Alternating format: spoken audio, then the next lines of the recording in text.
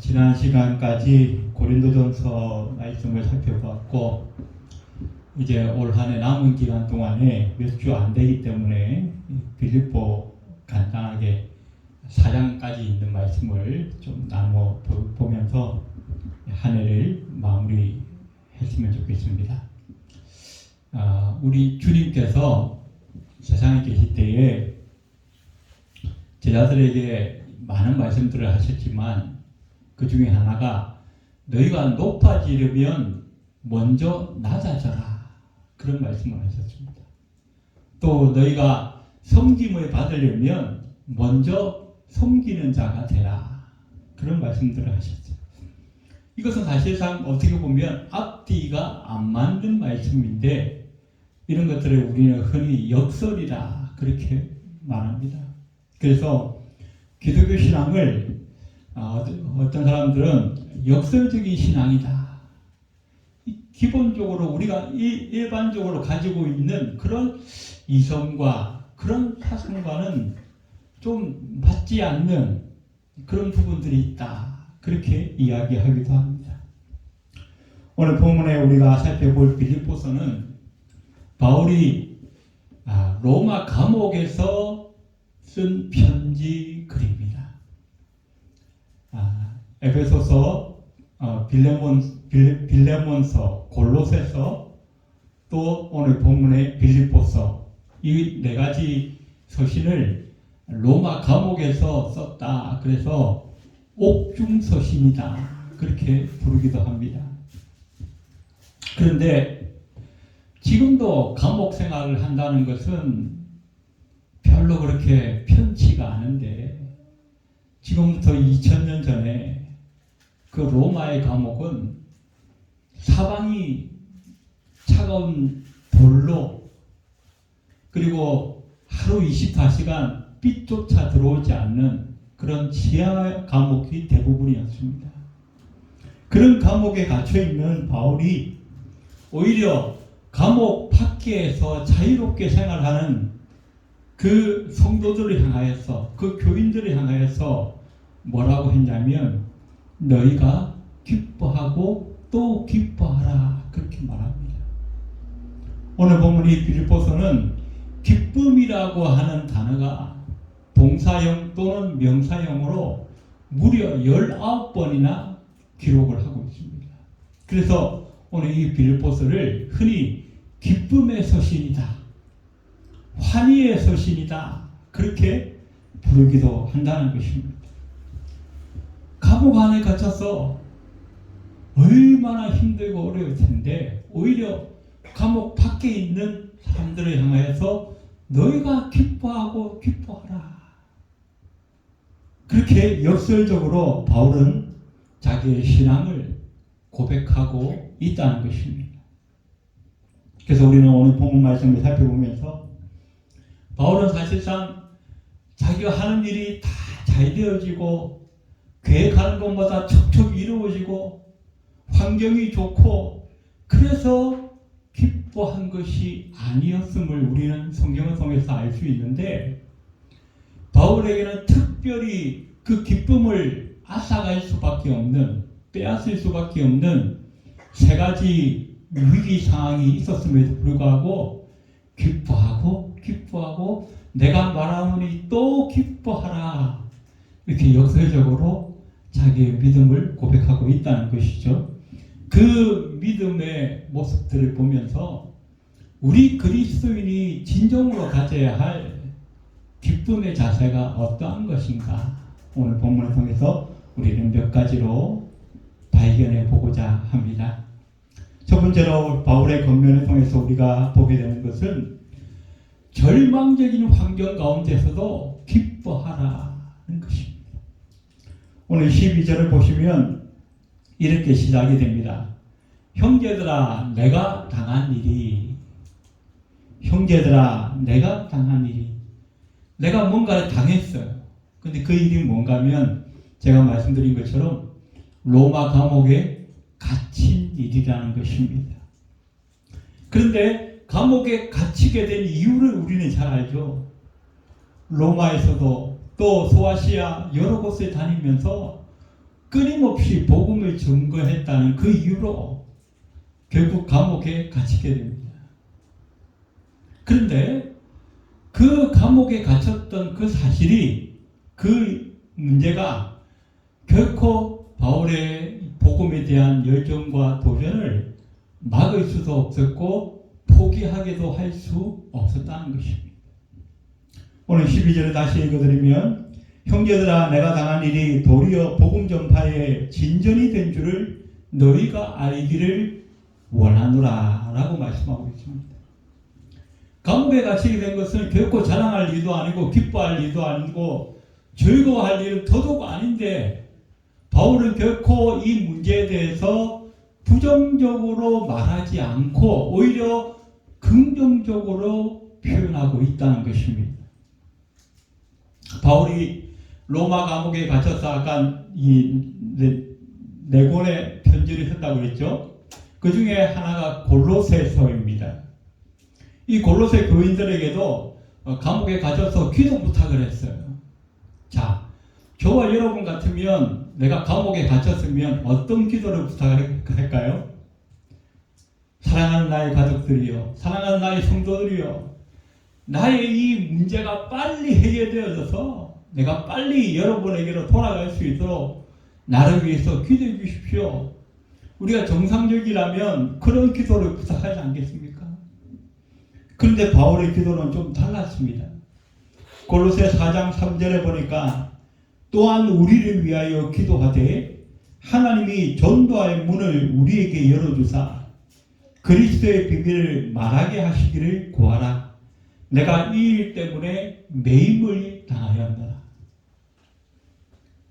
감옥에 들어왔는데 빨리 감옥에서 나가기를 원하는 것이 아니라, 내가 지금 이 감옥에 들어와 있지만 여기서 내가 이 복음에 대한 사명, 이 복음을 전하는 이 사명을 끊어지지 아니하도록, 여기에서 내가 굴복해서 꼼짝 못한다고 해서 더 이상 복음에 대한 열정이 사라지지 않고 오히려 더 크게 하나님이 전도의 문을 크게 열어주시기를 원한다라고, 그것을 위해서 기도해달라고 부탁하고 있다는 것입니다.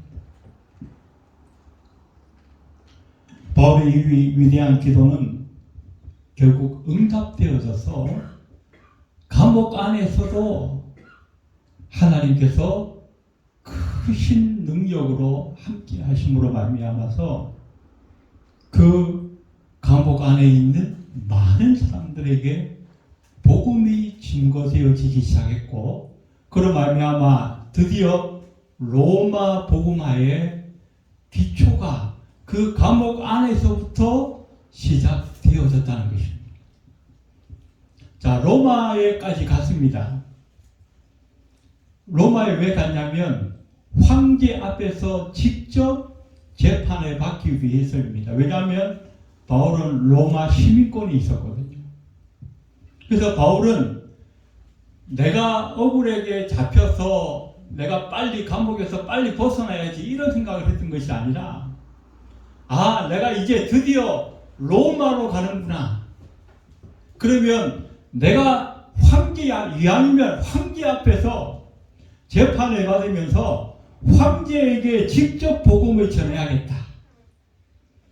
엄청난 기대를, 엄청난 꿈을 가진 거예요. 그래야만 이 로마 전체를 복음화시킬 수 있는 시작점이 될 수 있다. 그래서 원래 자기는 이 로마의 시민권을 드러내거나 자랑하거나 할 생각이 없었어요. 그런데 내가 이 로마를 효과적으로 복음화시키려면 이왕이면 왕과 귀족 앞에서 직접 복음을 증거하는 기회를 가지는 것이 훨씬 더 효과적이겠다라고 생각했고, 그래서 자기를 잡으러 온 이 간수들에게 나는 로마 시민권이 있는 사람이니까 내가 직접 로마 황제 앞에 가서 재판을 받겠다. 자기의 권리를 주장했던 거예요. 그리고 오래전에 이 바울은 로마 교인들에게 편지를 보내면서 내가 간절히 로마에 가기를 원한다. 원래 바울의 선교의 최종 목적지는 스바냐였습니다. 에스파니아. 그 당시에는 땅끝이라고 불러졌던, 그 당시에는 이제 이 지중해 이후에 땅끝은 바로 그 스페인 지역이었고, 그 이후에 미국이나 뭐 이런 신대륙은 사실상 그 사람들에게 발견되지 않은 상태이기 때문에 땅끝이라 그러면 그냥 스페인으로 끝나는 줄 알아요. 그래서 저 땅끝까지 가서 내가 복음을 증거하기 원하는데, 그러려면 이 로마에 내가 전초기지를 세우고 이 로마를 통해서 복음의 사역을 이루어 가야겠다라고 계획했던 것이죠. 그래서 많이 기도하고 많이 힘쓰고 애를 썼는데 여러 번 로마로 가는 길이 막혔다라고 말씀합니다. 그런데 어느 날 갑자기 이 바울이 죄수로 붙잡혀서 로마로 가게 된 것입니다. 자, 왜 하나님께서 바울을 죄수의 신분으로 로마에 가게 하셨는가? 여러 학자들의 의견들이 있습니다만은 아마 이 바울은 그 당시에 로마로 가는 경비를 준비하기만 해도 힘들었을 것이다. 그런 추정을 합니다. 왜냐하면 바울은 재정적으로 아주 열악한 조건 속에서 자기가 직접 텐트를 만드는 일을 해가면서 또 한편으로는 복음을 증거하고 그렇게 했었죠. 그래서 로마로 가는 데는 많은 경비가 필요한데 그 경비를 바울이 감당하기가 힘들었던 것입니다. 그런데 어떻게 해요? 죄수의 몸으로 직접 로마로 가게 되었으니까 이 죄수에게 배상 내라고 그렇게 요구하는 사람은 없는 거죠. 또 사도행전 같은 말씀을 보면 이 바울에게는 호시탐탐 이 바울의 목숨을 노리는 이 유대주의자들이 있었습니다. 그래서 혼자 만약 이 로마로 간다면 언제 어떻게 어떤 위협을 당할지 모르는 상황이었어요. 그런데 이제 죄수가 되니까 어떻게 해요? 이 죄수 주변에는 누가 있어요? 호위병들이 있잖아요. 그러니까 전혀 생명의 위협을 느끼지 않고 안전하게 편안하게 로마로까지 갈 수 있는 길이 열려졌다는 것입니다. 그래서 하나님은 바울이 원래 계획하고 의도했던 대로 많은 사람들에게 환영을 받으면서 또 멋지게 선교사로 이렇게 파송식을 하면서 그렇게 로마로 가게 하지는 않으셨지만 하나님께서 가장 적합하게 바울에게 가장 합당한 모습으로 비록 죄수의 신분이지만 결국 그 바울의 기도를 들으시고 로마에 가서 복음을 증거하도록 길을 열으셨다라고 말씀하고 있습니다. 자, 그래서 로마에 갔는데 어떻게 해요? 감옥에 갇히게 됐어요. 하지만 그 감옥에서도 바울의 선교를 향한 열정은 막을 수가 없었다는 것입니다. 자, 로마의 감옥은 왕실의 감옥이기 때문에 이 역사적인 전성에 의하면 이 죄수 한 사람당 16명의 호위병이 붙어요. 4명씩 사교대로 돌아가면서 이 죄수를 지키는 거예요. 그러면 어떻게 해요? 이 바울은 감옥에 갇혀서 여러분 한번 생각해 보세요. 하루 종일 감옥에 갇혀서 뭐 했을까요? 옆에 호위병하고 여보시오 우리 심심한데 공기놀이나 좀 할까요? 카드놀이나 좀 할까요? 그랬을까요? 아니에요. 바울은 바로 자기 옆에 있는 그 호위병이 복음을 전해야 할 대상자였던 거예요. 그래서 하루에 4번씩 4사람이 교대로 돌아가니까 16명에게 자기는 감옥에 가만히 앉아서도 복음을 증거할 이 일이 생겼다는 것입니다. 놀라운 일은 빌립보 4장 22절을 보시면 이런 말씀이 있습니다. 모든 성도들이 너희에게 문안하되 특별히 가이사의 집 사람들 중 몇이니라. 이 편지를 쓸 즈음에 이미 그 호위병들 중에 몇 사람이 벌써 바울의 복음을 듣고 이미 예수를 영접하여 하나님의 백성이 되는 그런 놀라운 일들이 일어났다는 것입니다.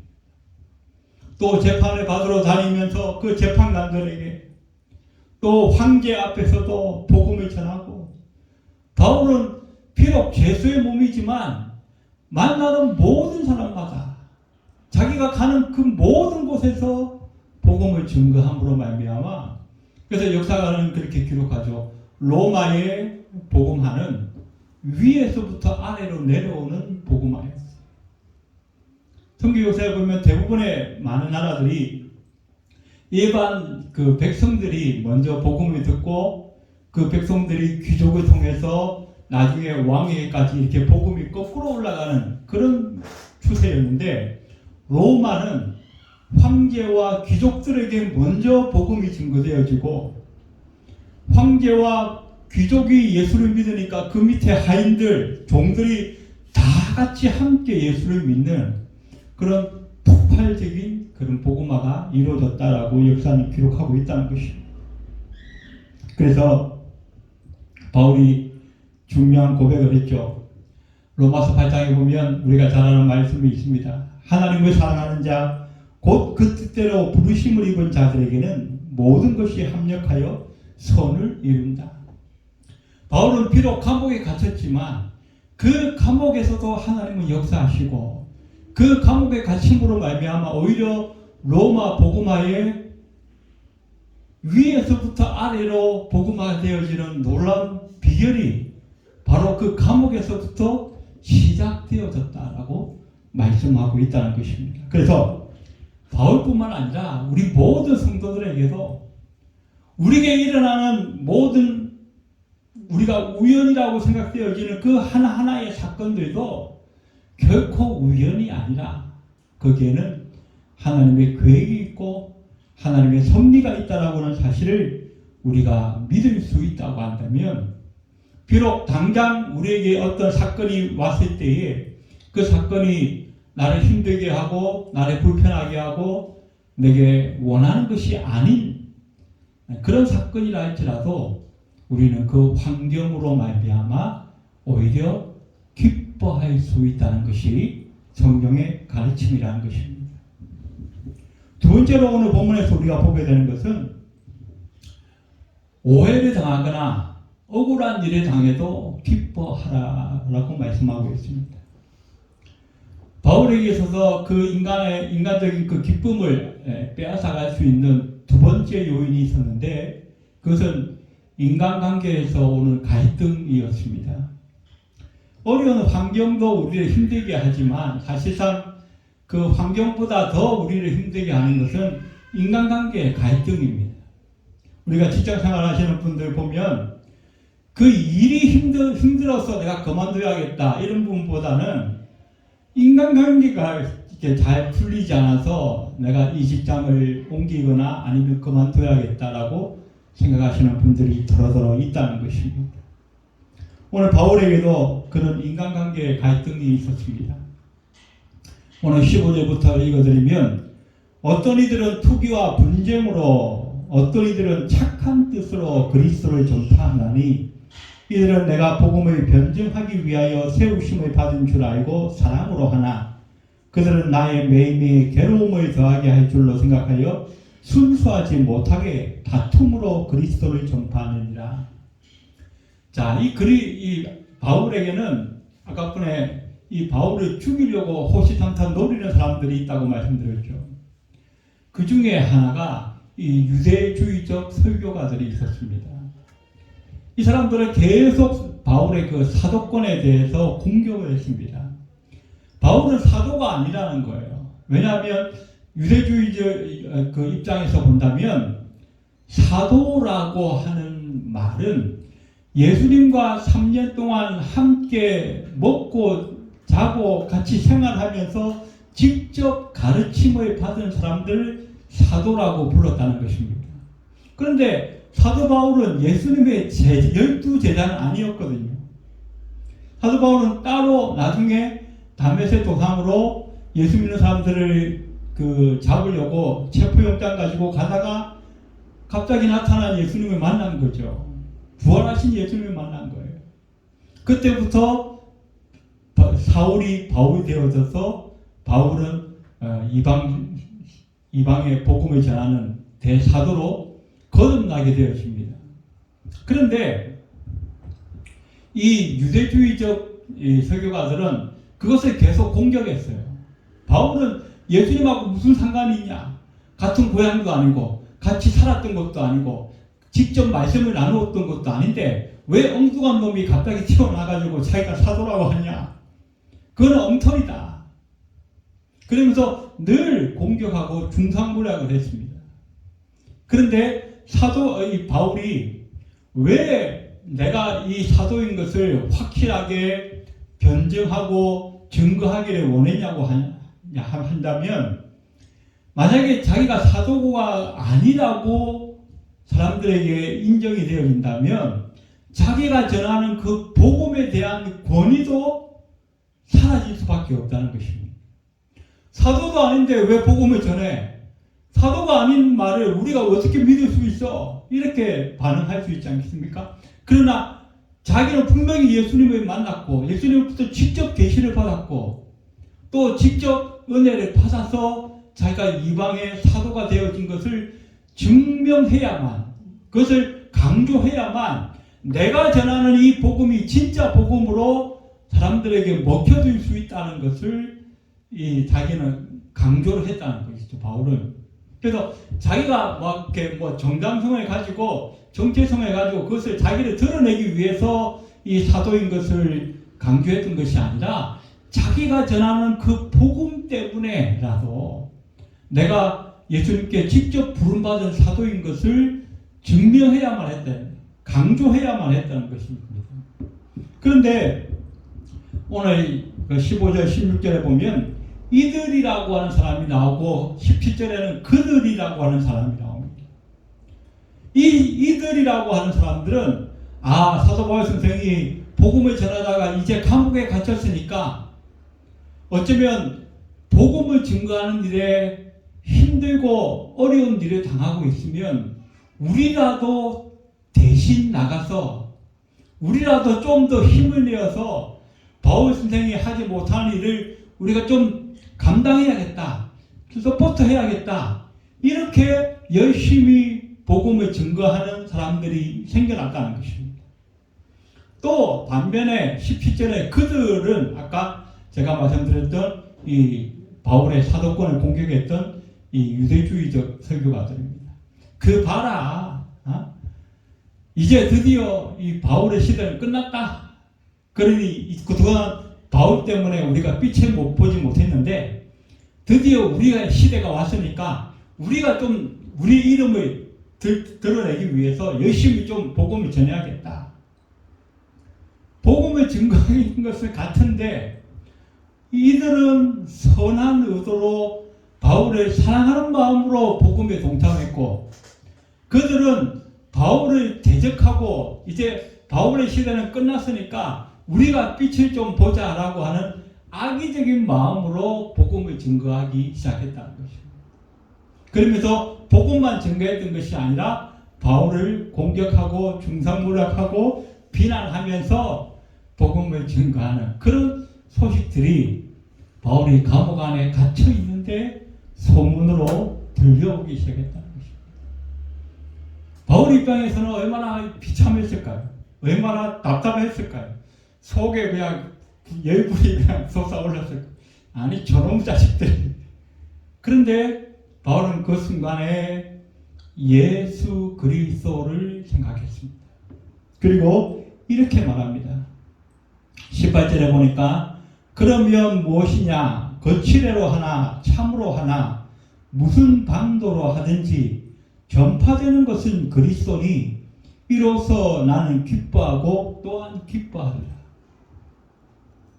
그들이 선한 의도를 가지고 복음을 증거해도 그리스도가 전파되는 것이고, 그가 악의적인 의도를 가지고 나를 중상부락하기 위해서 복음을 증거한다 할지라도 결국 전파되는 것은 예수 그리스도라는 거예요. 원래 나란 존재 자체가 내가 그리스도를 전파하기 위해서 온 평생을 들여서 내가 지금 살아가고 있는데, 나란 존재가 지금 감옥에 갇혀서 좀 이 활동이 좀 뜸하고 있는데, 오히려 그들이 복음을 증거하는 일에만 열심을 내어준다고 한다면 나를 중상모략하든지 말든지 그거는 중요하지 않다는 거예요. 뭐로 가나 바로 가나 서울만 가면 된다는 거예요. 왜? 그 결과가 그리스도가 전파되기만 한다면 나는 기뻐하고 또 기뻐하리라. 그래서 바울은 자기의 그 형편과 자기의 감정과 자기의 상황을 먼저 생각했던 것이 아니라 그 상황을 뛰어넘어서 예수 그리스도의 심장으로, 예수 그리스도의 시선으로 그 사건을 바라보게 되니까 그 모든 것이 다 기뻐할 일이다 라고 말씀을 하고 있다는 것입니다. 그리고 오늘 본문에서 우리가 세 번째로 보게 되는 것은 죽음 앞에서도 기뻐하라 라고 말씀하고 있습니다. 세상의 그 어떤 두려움보다도 우리 인간에게 가장 큰 두려움은 바로 죽음에 대한 공포죠. 죽지 않으려고 온갖 발버둥을 치고, 중국의 진시 황제는 불사초를 구하기 위해서 온 신하들을 그냥 몇 년 동안이나 전 세계를 돌아다니게 했던 그런 기사도 있지 않습니까? 그러나 결국 이 죽음을 극복한 사람은 아무도 없었죠. 바울도 역시 죽음 앞에 임하게 됩니다. 이제 로마 감옥에서 어쩌면 이 로마 황제가 이 바울을 죽이라고 하는 그런 사형 선고를 내릴 수도 있는 그런 상황이었다는 것이죠. 오늘 20절에 보니까 나의 간절한 기대와 소망에 따라 아무 일에든지 부끄러워하지 아니하고 오직 전과 같이 이제도 온전히 담대하여 살든지 죽든지 내 몸에서 그리스도가 존귀하게 되게 하려 하나니. 23절에도 내가 그 두 사이에 끼었으니 차라리 세상을 떠나서 그리스도와 함께 있는 것이 훨씬 더 좋은 일이다. 그렇게 하고 싶으나 라고 말씀합니다. 그 두 사이에 끼었다. 삶과 죽음 사이에 끼었다. 그러나 바울의 개인적인 심정으로는 내가 차라리 죽어도 나는 그리스도 앞에 가서 내가 평생 동안 그리스도의 복음을 증거하기 위해서 매맞고 땀 흘리고 수고하고 때로는 굶주리고 죽음의 위기를 여러 번 넘겼던 그 모든 것에 대해서 이제 내가 하나님 앞에 상급을 받을 터이니까 나는 그 죽음이 두렵지 않다는 거예요. 오히려 내 개인적으로 본다면 그게 더 좋다는 거예요. 내가 그리스도와 함께 있는 것이 더 좋으나 그래요. 우리 그리스도인들은 뭡니까? 죽음의 문제를 뛰어넘은 사람들이에요.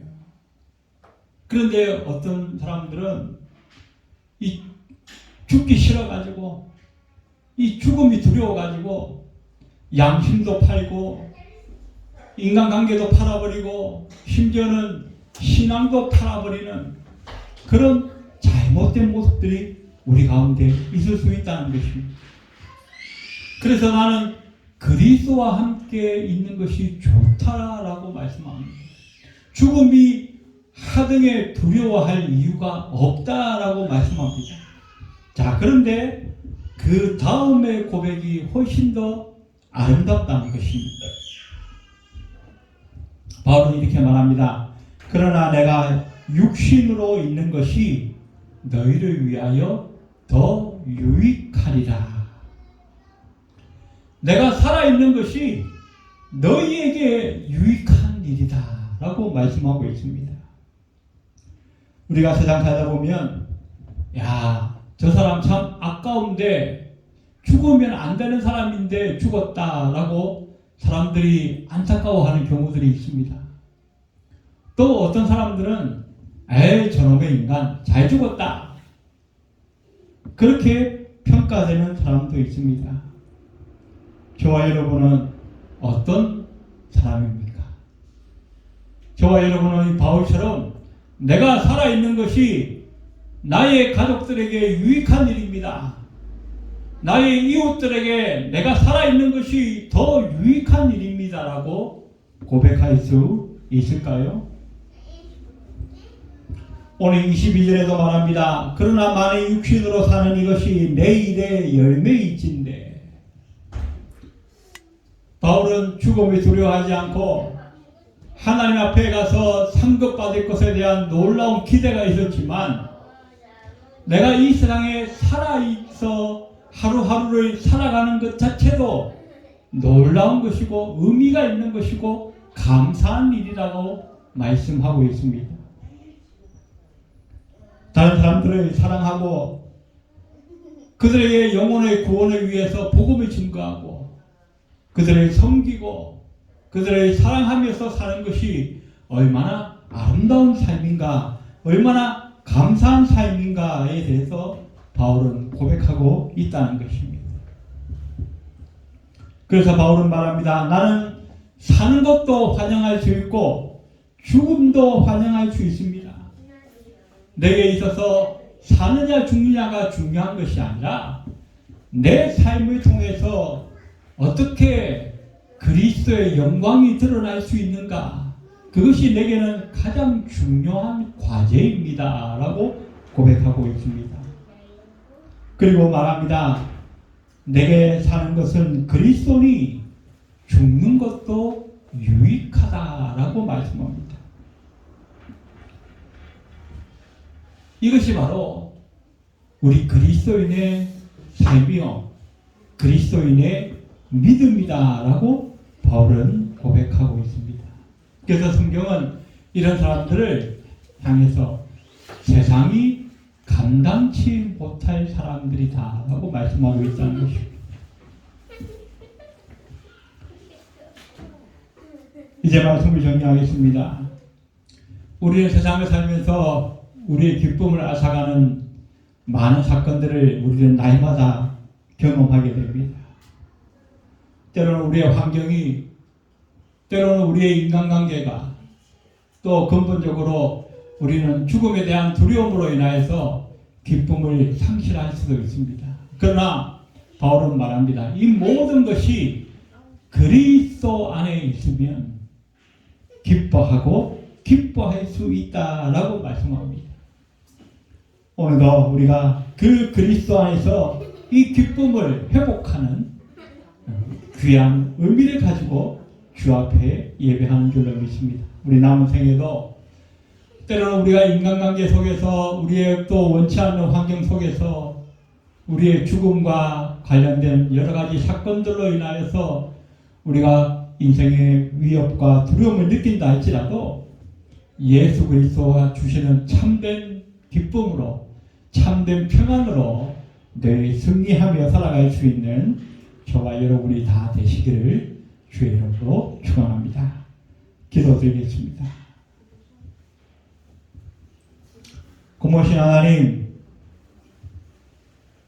우리가 원치 않는 환경 때문에 또 우리가 때로는 인간관계의 갈등으로 인하여서 무엇보다 죽음에 대한 두려움으로 우리의 기쁨을 앗아가는 이런 시간들이 있습니다. 그러나 그 모든 시간들 가운데서 우리가 예수 그리스도를 온전히 바라볼 수 있는 믿음이 있게 도와주시고 모든 것이 합력하여 선을 이루시는 그 하나님의 권능을 바라보며 기뻐하며 기뻐하라고 하는 바울의 권면을 우리는 듣게 됩니다.